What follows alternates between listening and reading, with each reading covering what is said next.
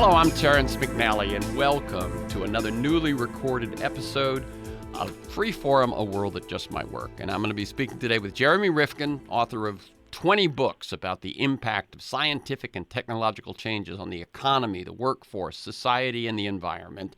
And you can learn more at F as in Frank, FOET.org.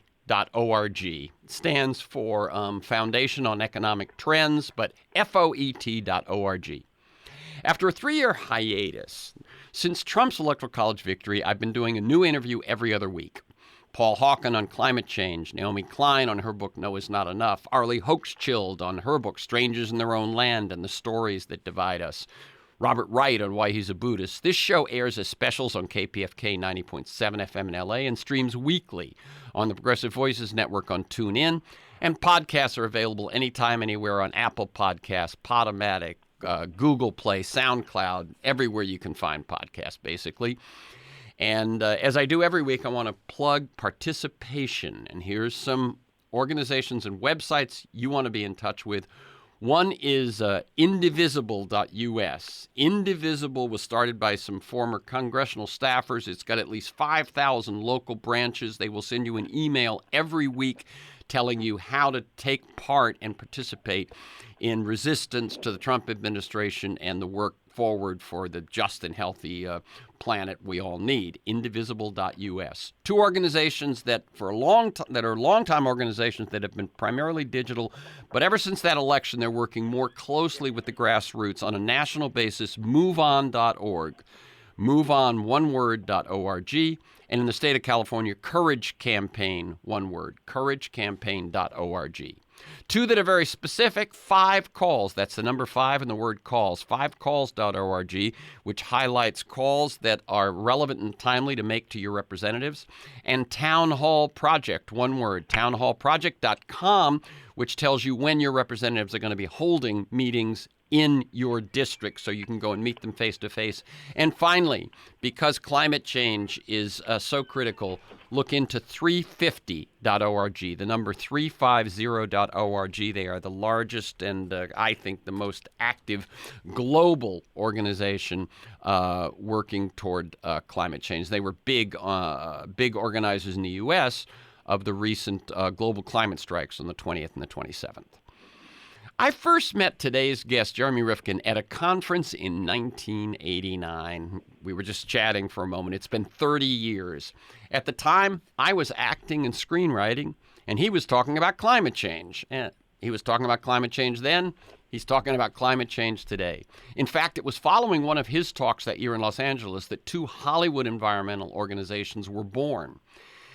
Rifkin has been a guest on this show several times over the years. He's a big thinker, a trend observer, and a synthesizer. So when I learned he'd written a book on the Green New Deal, I reached out for this conversation. I looked to Jeremy to put the bold proposal in context, pulling together the scientific, the technological, the political, the economic strands of a critical conversation about our future. Jeremy Rifkin is an advisor to the European Union, the People's Republic of China, and heads of state around the world. He has taught at the Wharton School's executive education program at the University of Pennsylvania since 1995 and is the president of the Foundation on Economic Trends in Washington, D.C. That's the website I suggested, FOET.org. His books include The Third Industrial Revolution, The Empathic Civilization, The European Dream, The Age of Access, The End of Work, and his latest, The Green New Deal, Why the Fossil Fuel Civilization Will Collapse by 2028, and the Bold Economic Plan to Save Life on Earth. Welcome again, Jeremy Rifkin, to Free Forum, A World That Just Might Work. So nice to be with you again. Yep. And let me tell listeners, we're recording this conversation Wednesday, October 2nd. So as you know, having done the show a few times, I'd like listeners to get a feel for the people and not just the work and the ideas that we talk about. So can you tell us briefly a bit about your path to the work you're doing today? And I'm not just asking, why you wrote this book. We'll get to that. But sort of more your personal path so we get a sense of you, and feel free to go way back, mentors, moments of decision, turning points, that sort of thing. I'm not sure where we began, but I will say this. I was a student back in the 1960s at the Wharton School, University of Pennsylvania, and I ended up teaching there in the executive program many decades later. But during my undergraduate experience there, where I was immersed in economic theory and practice, I began to think that economics was too siloed as a discipline, and that economics is really about a broader understanding, an anthropological understanding of how people relate to each other in their economic lives. And so that sort of led me on both an intellectual journey and very quickly an activist journey as well. I think my first I was active in the civil rights movement and, of course, the Vietnam War, the anti-war movement. But my first engagement with the fossil fuel civilization was in 1973, and you might remember this. Back in 1973, OPEC imposed an oil embargo on oil for the U.S. And within a matter of weeks, there was a shortage of gasoline, and people were lining up in their cars over streets for miles to try to get a few gallons of gas. Mm-hmm. And the prices were hiked way up because of the OPEC oil embargo.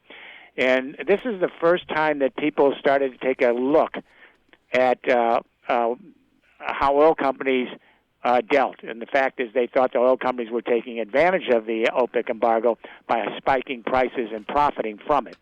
So there was a huge amount of anger across the country against the oil companies. And at that time, I had formed an organization called the People's Bicentennial Commission to present a counter celebration for America's 200th anniversary, which was to be in 1976. So when this oil embargo hit and the American public became outraged about the high price of gasoline, we realized this was just weeks away from the 200th anniversary of the Boston Tea Party. Right. And, of course, that conjured up the picture of, the East India Company and the similarities between their rapacious behavior and the oil companies today. So we put out a call across Boston and New England to join us on the 200th anniversary to protest the oil companies. Well, we were surprised. That day came, and there was a replica of the tea ship in the harbor. The mayor was there. National officials were there. And we simply asked people to come and protest. On that morning, it was a snow blizzard, and we thought no one would show up. 20,000 people showed up. Union people, students, families. And on a blizzard, we all walked down from Faneuil Hall, where the original Tea Party activists were, and we protested at the harbor. And then fishermen from Gloucester came up the harbor, and they jumped on the ship and walked up on the mast and threw empty oil barrels into the Boston sea. Harbor, yeah. And this was with protests saying, impeach Exxon, dirty oil, dirty planet. And the next day, the New York Times said this was the Boston Oil Party of 1973. That was my first introduction, and that was the first protest ever, as far as we know, against big oil. And then in 1980, I published the book Entropy. And this book came out just months after the National Academy of Science issued its first report on climate change, and this was the first book to address that issue in 1980. And in that book, we recommended that we make a transition from oil to solar and wind technologies and all of the various accompanying transitions we needed to make. So that's when this all got started. That's a good place to take it from. And let me just mention a couple of things that came up for me as you were saying that. One is 1973, as far as I know, in addition to being, the inflation that basically drove Jimmy Carter from the White House, the inflation that arose because of OPEC. If I'm not mistaken, 73 was about the time that the U.S. fell for the first time from being the number one producer of fossil fuels. Yeah. And people might notice that 73 is also when the wages in America began to no longer track with the rest of the economy.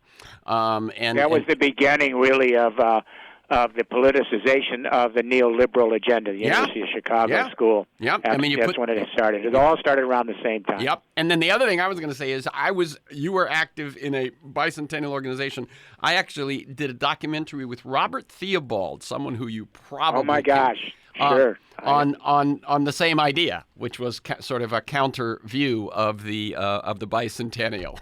So, okay, so this book, we've heard about the Green New Deal. Let me set up a little bit of context, by the way. Most people, I assume, have heard about the Green New Deal for the last year or so in the work of Alexander Ocasio-Cortez and the Sunrise Movement and so on. But as I assume you know, this notion of a wartime mobilization, I first spoke with Lester Brown when he had just left World Watch and was at the Earth Policy Institute in 2008, and he was making the point then that it was going to take a mobilization similar to World War II, and that I think is one of the threads of the Green New Deal. And then I also spoke with Mark Hertsgaard at The Nation. He had a cover story in The Nation back in 2009 calling for a global Green Deal. So let me throw it to you. What's your sense of the evolution of this notion? Well, it started around 2009. Let me say that I had migrated to the EU around the late 1980s to work with the Green parties and work with EU heads of state on a shift into a zero-emission economy, because I thought that the EU was the idea factory, that things were moving here, and that we needed to move it across the pond. The EU was the other major superpower, and if we could start to make a shift to address global warming there, it would come back to the U.S. eventually. And so the Green New Deal term actually emerged around 2009. A lot of this history is in the book. The term emerged in Europe with the Green parties. I was there during this. And that term has continued to frame the story in Europe across the political spectrum.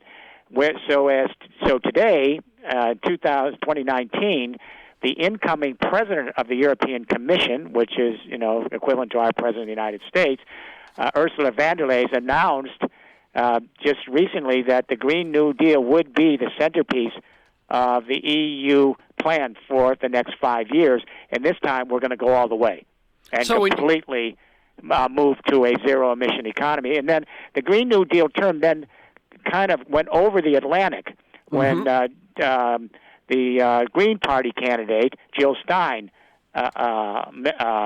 used it. And then, of course, it went to Cortez and Sunrise, et cetera. So there's a long history of this, but I should say there's a different conception of the Green New Deal in Europe and in the United States, which we should get into a little bit later. Yeah, and when you said that the incoming head of the EU says it'll be the kind of the foundation, do you mean the foundation of their environmental policy or the foundation of all policy? All policy, Very across good. The economic waterfront. We see this as an infrastructure transition on the scale of the shift from the agricultural age to the first industrial revolution.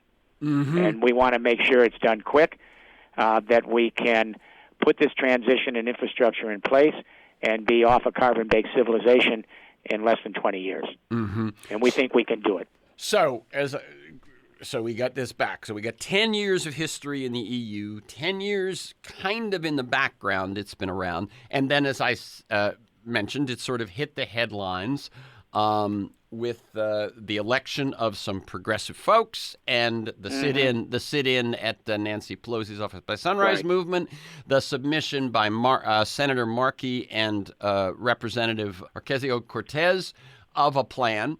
And we could do two things right now. One is, can we outline the plan that they've proposed? Do you have that? Yeah. Yeah. Well, it started back in 2007. A little bit earlier, when Chancellor Merkel came into office, she asked me to come to Berlin in the first few weeks to help her address the question of how to grow the German economy on her watch. And the first thing I asked the Chancellor is, Madam Chancellor, how do you grow the German economy when your businesses are plugged into a 20th century second industrial revolution of centralized communication, fossil fuel, and nuclear power, internal combustion vehicles for transport and mobility, and that infrastructure peaked in its efficiency more than 10 years earlier. And I said, so you can have market reform and labor reform and fiscal reform and stimulate a lot of Steve Jobs type of startups, but as long as they're plugged into that old infrastructure to manage power and move Germany, you're never going to move forward into the world we need to be in. And I said, now that's coupled with a bigger problem. The economic infrastructure of civilization is now dying based on fossil fuels. But at the same time, after 2 centuries of industrial activity based on fossil fuels, we're in real-time climate change. And at the time, we said we have to move quickly. We are very, very late. So the combination of an old, dying second industrial revolution infrastructure to manage power and move society and real-time climate change, which was now taking us to an extinction event, was the trigger that moved Germany forward and then Europe. Then in 2007, I worked with the European Parliament, and I drafted a resolution which became very important. It was called the 20-20-20 formula. The European Commission was drafting a similar resolution at the time, where we set targets that every nation-state had to increase their aggregate efficiency by 20% by 2020, reduce their global warming emissions by 20% by 2020, and increase the renewable energy, solar and wind, by 20% by 2020. So I drafted that resolution for the Parliament. We got it passed. Then the European Commission simultaneously was working on it there, and that was the time that Germany was heading up the European Council. It was a perfect moment. Yeah. That's what set this whole thing in motion. So now, with the incoming president now, who is the former German defense minister, Ursula von der Leyen, we're now ready to move this transition. Now, there are some big differences, all right? Yeah, let's talk about that. Yeah. The differences between the U.S. proposal and the EU proposal. And that's one reason I wrote the book. I did this book in 6 months, and I had been working on another book, and my wife said, no, you've got to show the differences. When you take a look at the Green New Deal proposals coming out of the presidential candidates, and there's some really good ideas, but they are all very centralized and top-down, and very similar to what we did with the FDR New Deal in the 30s, where the federal government orchestrated these plans, imposed them on society, and moved it forward. And there were some very good programs.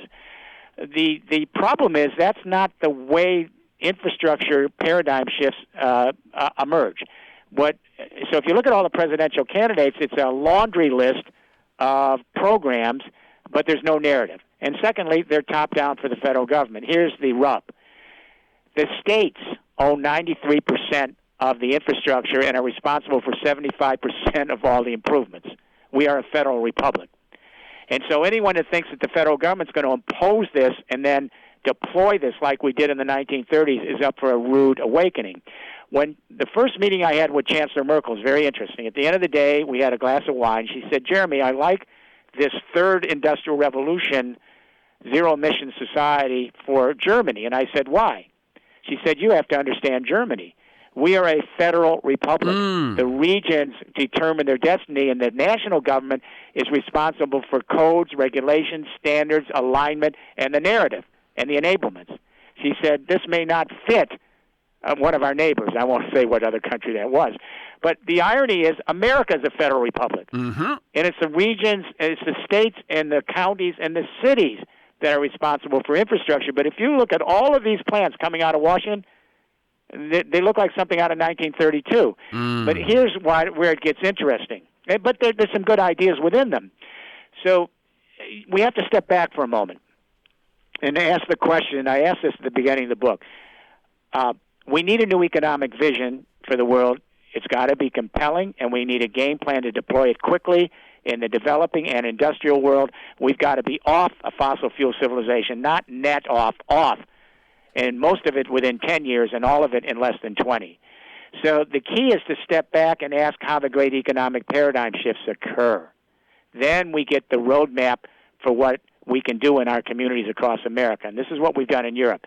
There have been at least 7 major economic paradigm shifts in history. Anthropologically, they're interesting. They all share a single common denominator. That is, at a moment of time, across a civilization, 3 defining technologies emerge and converge to create an infrastructure that changes the way the society manages, powers, and moves its economic activity, social life, and governance. And here's what they are. Number 1, new communication technology to more efficiently manage economic activity and social life and governance, which is obvious. 2, new sources of energy to more efficiently power economic activity, social life, and governance, obvious. 3, new modes of mobility and logistics to more efficiently move economic activity, social life, and governance. So when communication revolutions converge with new energy regimes, new modes of mobility and logistics, it changes our built environment, it changes our temporal spatial orientation, it changes our business models, it changes our governance, it changes our narrative. And I use 2 examples, so it's not esoteric. Great Britain, first industrial revolution in the 19th century. They had a convergence of communication, energy, and mobility. The Brits invent steam power printing, no more manual print presses. So you could have very cheap production of print, very quick, for something new called public schools and textbooks, and then newspapers and magazines and journals. Then the Brits laid out a telegraph system in the last part of the 19th century. Steam power printing for communication and the telegraph system converged in Britain with a new source of energy, coal, harvested by the same steam engine they used for the print revolution. Then they put the steam engine on rails for locomotives for mobility. So the U.S., we did the same thing in the 20th century with the second industrial revolution, communication, energy, mobility, infrastructure shift. The telephone, a huge deal. I know everyone thinks the Internet's a big deal, but try to imagine for the first time in our history on this planet, people talking into a little device and someone listening and responding 1,000 miles away at the speed of light. Later, radio and television. Those communication technologies in the 20th century in the U.S. converged with a new source of energy, Texas oil wells. The oil came in. Then Henry Ford put everyone in the Model T in 1908, powered by that oil. And that second industrial revolution took us from urban environments to suburban environments, shopping malls, travel and tourism. The whole world took that model. The problem with that model, as I said to the Chancellor, is that second industrial revolution has peaked in its productivity, is declining, it's old. The energies are getting more expensive. The technology that we use for communication, energy, mobility, and our infrastructure is all dying. So that's where we were in 2008 when energy peaked at 147 a barrel, and the whole economy shut down that summer. That was the earthquake. The subprime mortgage debacle collapse was the aftershock 2 months later. So what we've been doing since then is we've been building, and I've worked with the last 3 presidents of the European Commission, almost all of the heads of state, to develop a Green New Deal third industrial revolution transformation. And here's the new communication, energy, mobility mix, right, which no one talks about in these programs coming out of Washington.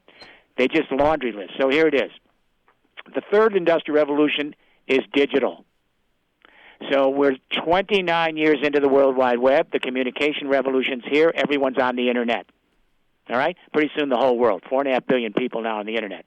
Now that digitized communication Internet that all of us are using is converging with a digitized renewable energy Internet. Millions of people now in neighborhoods, in cooperatives, in small businesses, in large companies, they are producing their own solar and wind energy where they live and work. And what they're not using, they're sending back to an increasingly smart, digitized electric utility Internet, just like we share information, news, and knowledge on the communication Internet. Same data, same technology, all digital. Now those 2 Internets, the communication Internet and now the renewable energy Internet, yep, where we can share energy across continents as well as news and knowledge, is now converging with the third Internet, a digitized mobility and logistics Internet made up of electric and fuel cell vehicles powered by solar and wind from the energy Internet, and those autonomous vehicles are managed by the data from the communication Internet. And those 3 Internets to manage, power, and move society are what we see as a third industrial revolution, a Green New Deal. And we've developed that for the EU, and in the last 7 years, I've worked with the leadership in China, and they've made this the core of the current 13th five-year plan. So the Europe and China are moving ahead. In the U.S., with the intentions good, there's a lot of activism, but you can't just put out a laundry list of proposals from the federal government. You have to deploy it, and that deployment will go to the states and the localities. The federal government will provide the incentives, the codes, the regulations, the standards, the alignment, and probably the national power grid, like we did the interstate highway system, but the states have to do that. I don't see that in these proposals. Now, I do see a lot of good ideas. Yeah. In other words, it seems to me in these proposals, we see that, why I referred to it first, that World War II sense of mobilization, I think, is in some sense, it is a narrative. What you're saying is it's a partial narrative.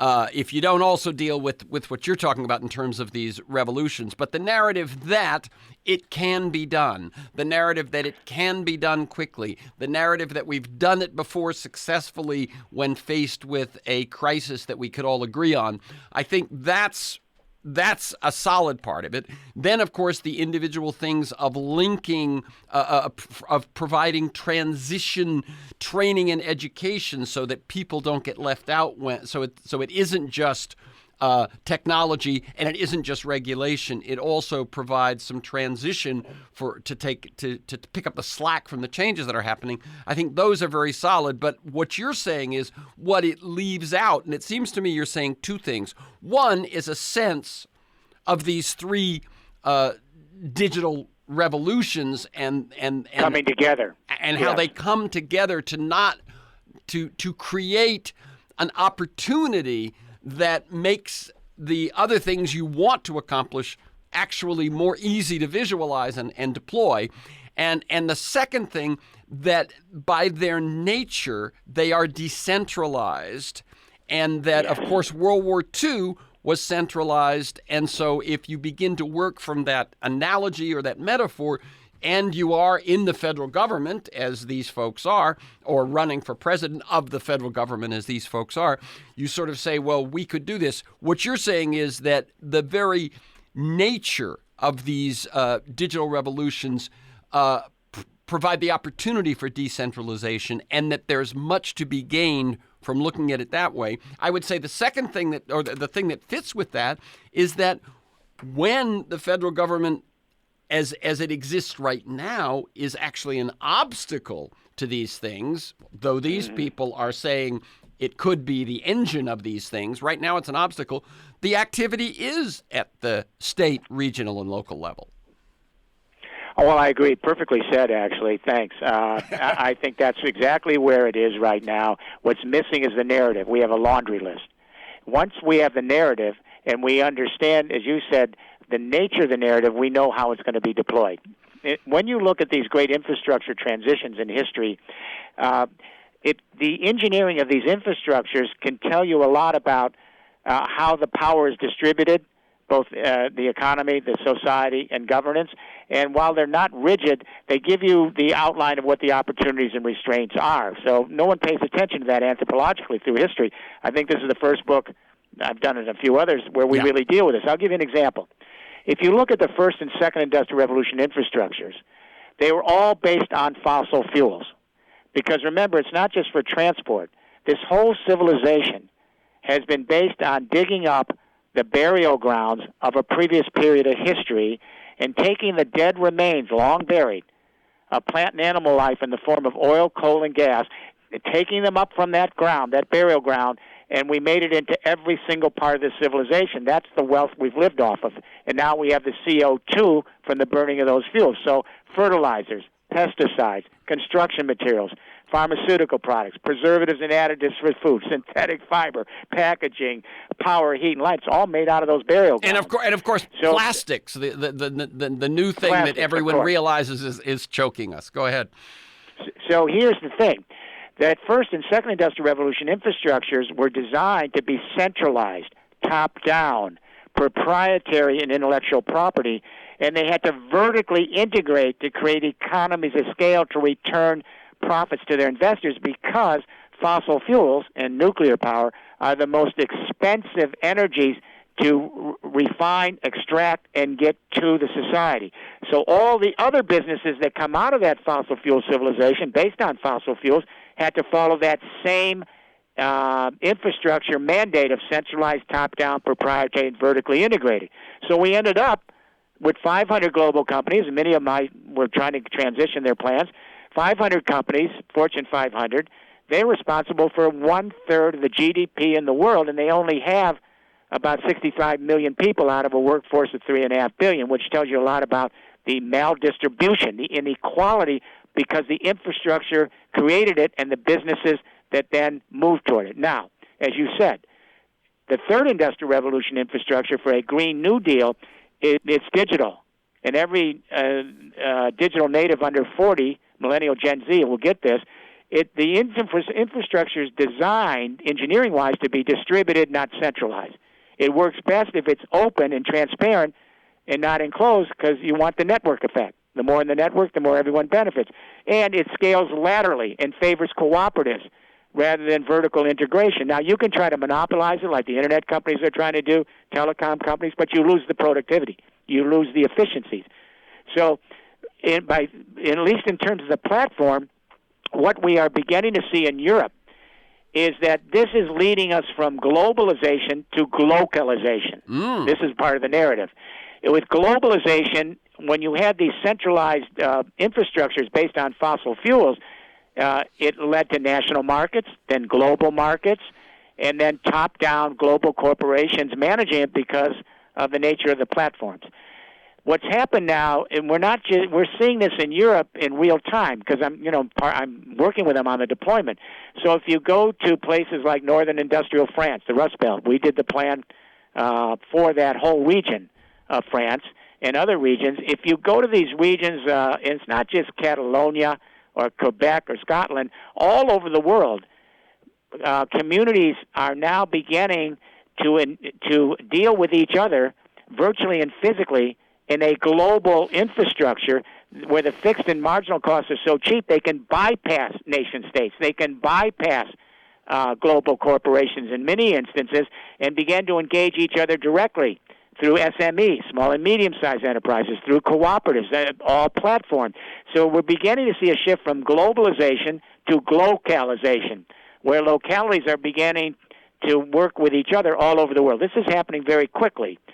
So this is power to the people, literally and figuratively power to the people. Now, nation states won't disappear, but they're going to have to be mediated now because a new power source is coming in terms of political power in line with this new engineering platform and new business models at the local, county, regional, and state levels. And here's the proof in the pudding. In the United States right now, while everyone's talking about these federal Green New Deal programs and all the Democratic nominees, the fact is 29 of the states in the U.S. have renewable energy portfolios, and they're targeting and incentivizing renewables, and they're moving. And if you look at California, Los Angeles, the mayor there, if you look at the governor of California, look at what's happening in New York State, we did the plan for Texas. You know how they're all talking about windmills in Texas? Yeah. And it's a wind. Well, my global organization was asked to come in back in, I think it was 2009 or 10, by CPS, the electric utility, which is the largest in the country, seventh largest city in the country, too. And we got them, they were looking at nuclear power versus wind. And we said your nuclear could go cost overrun. They had 2 nuclear power plants under construction. And we said you should go with wind. And at that point, you may remember those nuclear power plants did go cost overrun, and they got out with a loss in San Antonio. We took them into wind, and now they're the number 1 wind producer in the United States, number 5 in the world. And now that wind power has moved all the way to the Midwest, to the Plain States. And so when everyone talks about the wind revolution in Texas, that was all done in 10 years. And so when President Trump says he doesn't like wind turbines, he better rethink this because farmers and ranchers all over America are staying on their farms and ranches because of the profit they're making on their wind turbines. So all of this is possible, but you have to know the narrative. You have to understand the infrastructure transition. You have to see that the national government provides the codes, regulations, standards, the enablement, the incentives, but the states and localities are going to have to do a lot of the heavy lifting here, too. Very good. Let me tell people this is Freeform, a world that just might work. I'm Terrence McNally. I'm speaking with Jeremy Rifkin, author of 20 books about the impact of science, technological changes, the economy, the workforce, society, the environment. And you can learn more at F, as in Frank, FOET.org. And for this week's conversation and many others, and to join me in pursuit of a world that just might work, you can go to terrencemcnally.net or aworldthatjustmightwork.com. They're the same website, TERRENCEMCNALLY.net or aworldthatjustmightwork.com. And if you want to get my weekly email telling you who's going to be on, what we're going to talk about, and usually 8 to 10 articles to flesh out the conversation, you can sign up at my site, or you can email me at temcnally@mac.com. Now, you've mentioned, as you talked, I went, whoa, 3 or 4 questions popped up. But one of them was this notion that the narrative. Are you saying that the narrative, obviously there is utility to the narrative. Are you saying that the narrative helps you devise your strategy or yes, or as well as communicate it? Correct, and that's what we found in Europe. We spent years in Europe on laundry lists, on projects. Just what's happening now in Washington. It didn't work. People did not understand the vision. I'll give you an example. Back in 1938 at the New York World's Fair, the biggest exhibit was the General Motors exhibit. You remember hearing about this? And that what happened is millions of people also went to this exhibit at the New York World's Fair in 38. And the exhibit, they took people around a ceiling where they were high up, elevated off the ground in little buckets, like you would see at an amusement park. And then they would look down, and when they looked down, there was a model across the floor, and it showed interstate highways with no traffic lights, suburbs, shopping malls, all of the theme parks, all of that. They were wowed. No traffic lights, interstate highway, a mobility revolution. After the war, when the GIs came back and everyone settled with their families, that led to the suburbanization of America and the interstate highway system. So there was a vision that people understood. This is the vision we now understand in Europe and the vision we set up for China. In Europe, we call it Smart Europe. In China, where I've worked with the leadership, we call it China Internet Plus. Now, there are issues here, too. We have to deal with the dark side, the dark net. While we're introducing smart technologies to move all of this, we have to deal with the question of network neutrality. How do we make sure governments don't purloin this to intervene in other governments' political process already happening? How do we make sure Internet companies don't use our data and commodify it for third-party use, and then they take over our personal agency? Already happening.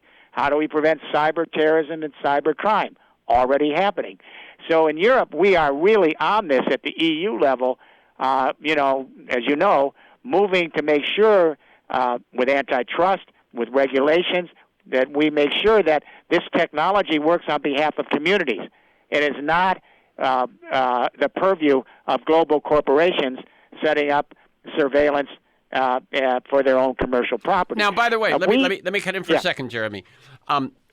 Obviously, you've touched on something that was cooking in the back of my mind anyway, which is that as we lay out the positive, as you say, of the digital revolutions, we are observing. We thought, I think, a lot of the people, at least at the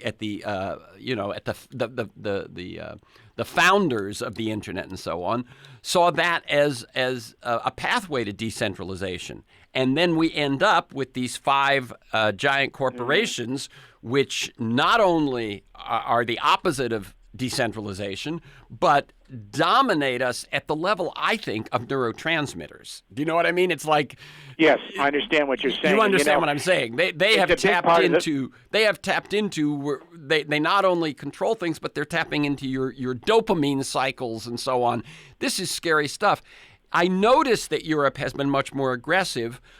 Do you see a pathway to successfully shifting this back to where it's meant to be? Yeah, and I spent a lot of time in the Green New Deal, in the book on this. Every chapter we deal with this. What we're going to see is that the first round of this third industrial revolution, smart infrastructure, was captured by vertically integrated companies who took advantage of the cheap fixed and marginal cost. That's now changing. There's a younger generation. That was the Silicon Valley generation. There's a younger generation out of Greenport and Brooklyn, Berlin, Seoul, Korea. They are more socially conscious. And what we're saying is we want to use this technology, but in a much better way. For example, these big, huge centralized data centers you see, in the ICT and Internet, they're going to be looked at as dinosaurs in a few years from now, because as we move to this smart infrastructure, edge data centers are coming in. And that means that all of our homes, our offices, our factories, where we work, where we live, are going to be retrofitted to make them resilient to climate change. They're going to become nodes. And every building will be a edge data center where you can blockchain your own data and work laterally rather than rely vertically on giant data centers for your social and economic life. Every building as a node becomes a micro power generation site for your energy and electricity, solar, wind, geothermal. Every building becomes a charging station for your electric vehicle powered by solar and wind, and becomes a storage unit in case you need energy or want to send it back to the grid. And we begin to see a more lateral movement where cooperatives, high-tech cooperatives, are going to become more the norm. Why? They're more agile than giant vertical integrated organizations. From a business point of view, and this is where we work, they're going to be more agile, they're going to be more high-performing, they're going to allow us to blockchain cooperative operations virtually and physically. This is actually starting to emerge in Europe right now, and it's just beginning in the United States. And so I think that the days are numbered for the big data centers and ICT. But let me say why I think that this is an important moment, and I want all your listeners to hear this. The marketplace is speaking. I know that on the liberal left, and I come out of the left, we don't want to, the marketplace is always, everybody's always got a problem with the marketplace, and certainly, I've had my issues over 34 years. Sure. But what's happened here is very interesting, and I want to really focus on this for a few minutes. Okay. When we got that 20-20-20 formula into law in Europe, the most important part was the renewable energies, where we said we need 20% renewable energies in every community, in every state by 2020. We made the target. What happened is this. We then put in some feed-in tariffs so people could get a little premium for if they wanted to put solar or wind where they live or work and send it back. This allowed us to reduce the price because all of this entrepreneurial spirit emerged across Europe, and people found cheaper and cheaper ways to introduce the solar and wind technology, all right? And so now we don't even need the premiums. Now, here's what I want your listeners to hear. As of this year, and all these stats are in the book, the levelized cost of utility-scale solar and wind are now way below the cost of nuclear, way below the cost in the market of oil, way below the cost of coal. And I want everyone to hear this. They have now, the solar and wind cost for generating solar and wind are now just moved below the cost of gas. So what is happening here is a few years ago, Citigroup, the bank, said, oh, my God. They put out a report saying there could be $100 trillion in stranded assets in the fossil fuel industry. The economic unit of The Economist says at least $40 trillion. This is the biggest bubble in history. And all the studies we have in the book are in the last 12 months from the insurance industry, the banking industries, the energy companies, and transport. And what it shows is this, because this is on our experience in Europe. When solar and wind reached 14% of the electricity on the German grid, that was it. That was the collapse of fossil fuel and nuclear power. Why? There's a rule of thumb in what we call creative disruption. It's not so important how big the incumbent is in an infrastructure, but how fast the little challenger is growing. In other words, for example, in Germany, our fossil fuel nuclear electricity was 95-97%. But what was happening was solar and wind were moving quicker because the price was getting cheaper.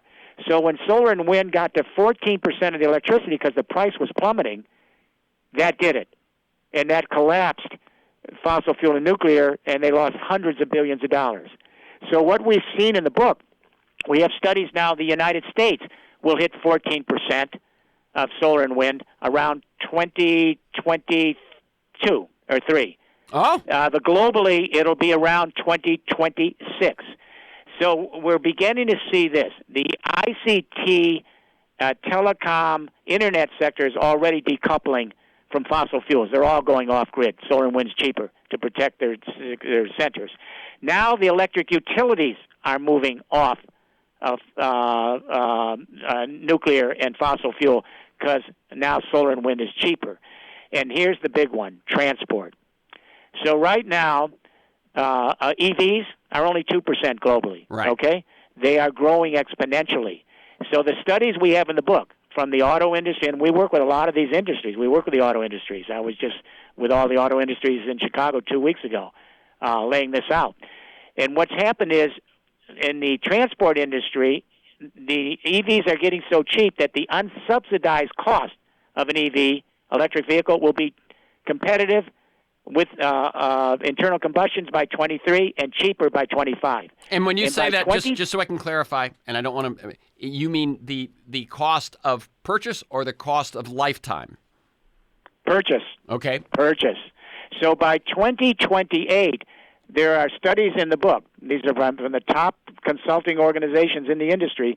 By 2028, about 20% of all the vehicles purchased each year will be EVs. That's the inflection point and the collapse of the fossil fuel civilization. And the reason is, and let me give you this, to show you how real this is, Volkswagen just announced 80 billion euros to completely transform the largest auto company by 2026, all out of internal combustion, and they're putting out the last internal combustion engine platform ever in 2026 or 7. Daimler's doing it. They're all doing it now. BMW. And by 2028, Volkswagen says they'll have 22 million EVs on the road, 1/4 of the global production. They're all doing this. Now, what does this mean? I want everyone to hear this. We consume 90 million barrels of oil in the world each day. 60 million barrels go to transport, 2/3.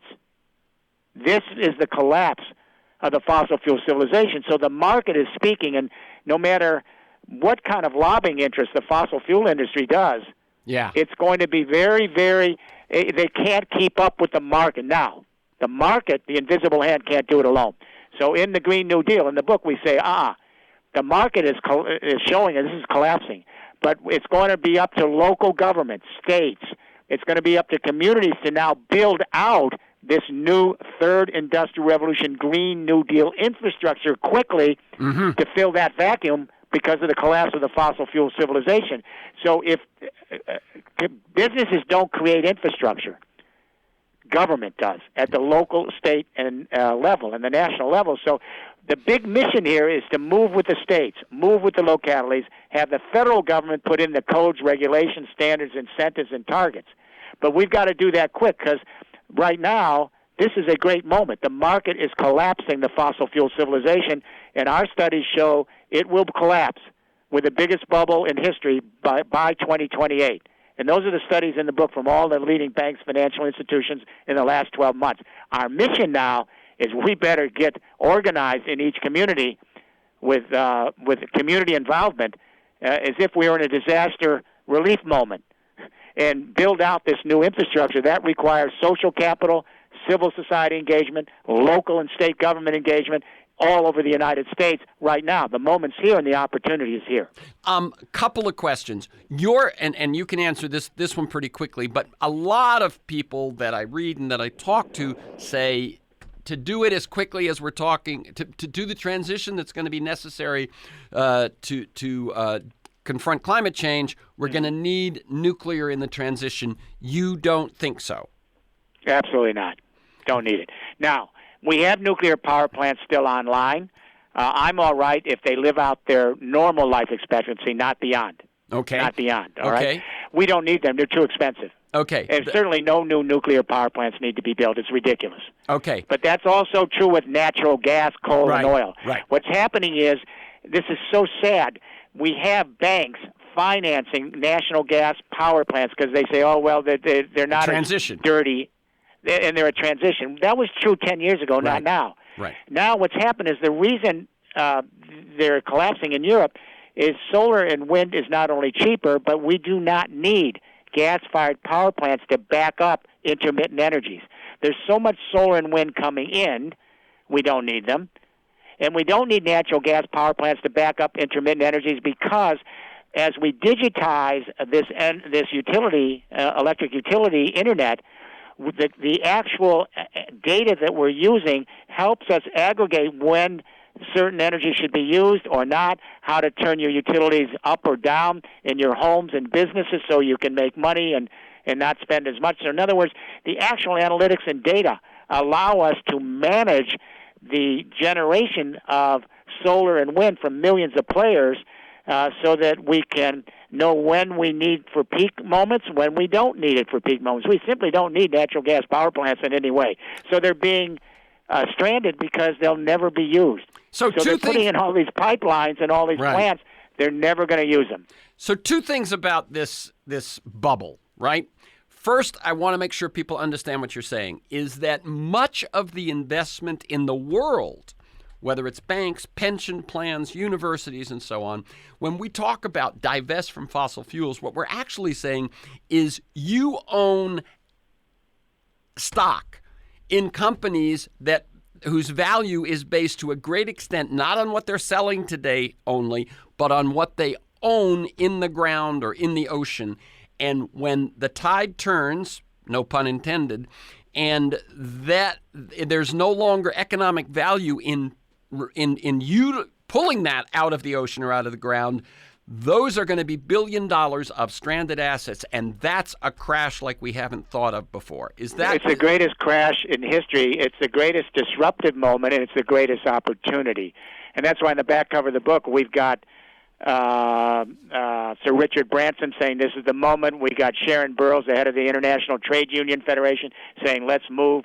We've got folks saying this, but let me be very, very clear. We're talking about trillions, not billions, number one, all right? And secondly, I think that we have to understand that that this moment has to move quick. People say to me, can we do this in the time frame we have?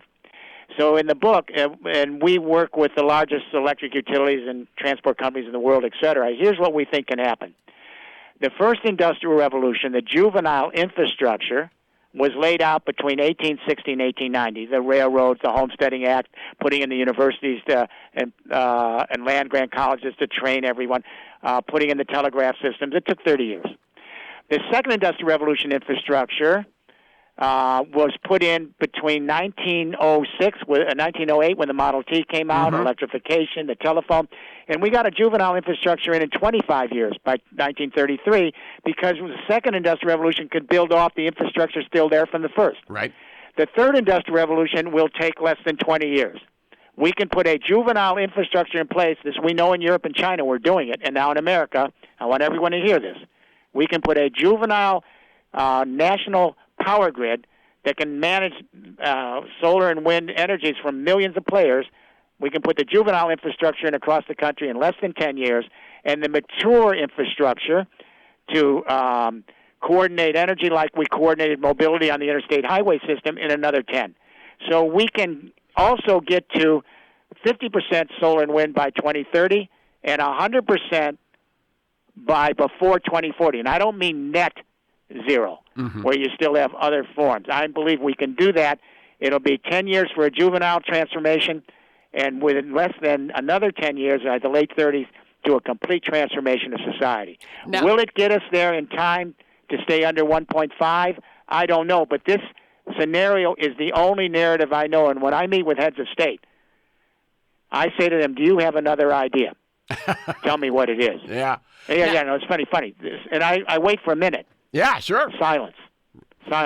There is no other idea. Let me ask you one other thing that haunts me, which is that we know crisis and opportunity, often two sides of the same coin. If we're talking about a multi-trillion-dollar crash, does that end up taking down the economies of the world at the same time? In other words, the good news is, wow, it's the end of fossil fuels, but there's so much power and money tied up in it. Can we deal with that? That's where the funds come in to finance this. So in the book, we spent a lot of time on how this is going to be financed. Now, I have no problem, and I favor more taxation of the super rich and changing our military budget priorities and all of those things, knocking out fossil fuel subsidies. But a lot of the financing is also going to come from institutional funds and pension funds. I wrote a book in 1978 called The North Will Rise Again, Pensions, Politics, and Power, on pension funds with a guy named Randy Barber. And what we found then is that Karl Marx could not have envisioned this, but pension funds, that's the workers' deferred savings, today is now the largest pool of capital in the world. Karl Marx will be flipping in his grave. The workers, their pension funds are worth $41 trillion. So what's happening is these pension funds, and we say this in the Green New Deal, in the book, they are fast divesting from fossil fuels really quickly, especially public pension funds like New York and Berlin and London. Why? Because they see the collapse is coming, and they don't want their workers, millions of them, to then lose their pension funds. That's what happened in the coal industry. Coal became uncompetitive, and therefore Peabody and these coal companies went bankrupt, no pension funds, workers stranded, and that's why we're stuck in coal country. So the big pension funds, especially the public funds, now the private funds are divesting from there, and they want to move into the new energies, the new technologies, because this is where the market is moving. This is where the business opportunities are moving. This is where the millions of jobs will be produced.